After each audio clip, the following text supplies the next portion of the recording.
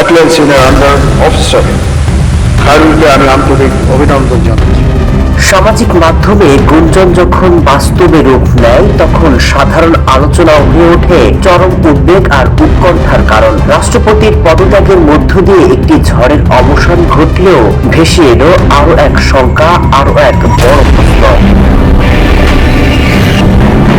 কয়েকদিন ধরে সামাজিক যোগাযোগ মাধ্যমে ভেসে বেড়াচ্ছিল এক বড় পরিবর্তনের খবর। প্রথম দিকে বিষয়টিকে স্রেফ গুঞ্জন মনে করা হলেও দায়িত্বশীল সূত্রগুলোর ইঙ্গিত সত্য প্রমাণ করে শেষ পর্যন্ত পদত্যাগ করলেন রাষ্ট্রপতি। কিন্তু নাটক কি এখানেই শেষ, নাকি আরো বড় কোনো ঝড়ের পূর্বাভাস?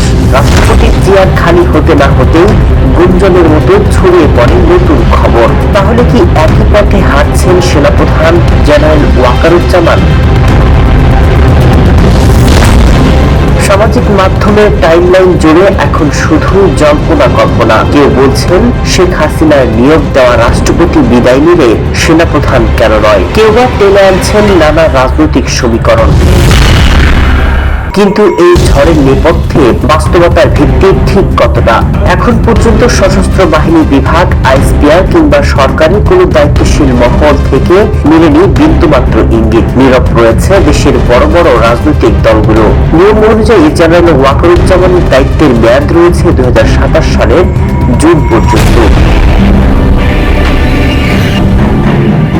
রাষ্ট্রপতির ঘটনার ক্ষেত্রে পর্দার আড়াল থেকে কিছুটা আভাস পাওয়া যাচ্ছিল, কিন্তু সেনাপ্রধানকে ঘিরে ছড়ানো সংবাদের ক্ষেত্রে চিত্রটা সম্পূর্ণ আলাদা।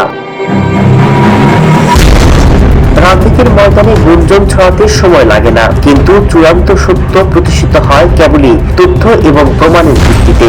রাষ্ট্রপতির পর সেনাপ্রধানের এই চর্চা শুধু নেটিজনদের কল্পনা, নাকি পর্দার আড়ালে অন্য কিছু? অপেক্ষা এখন শুধুই সময়ের।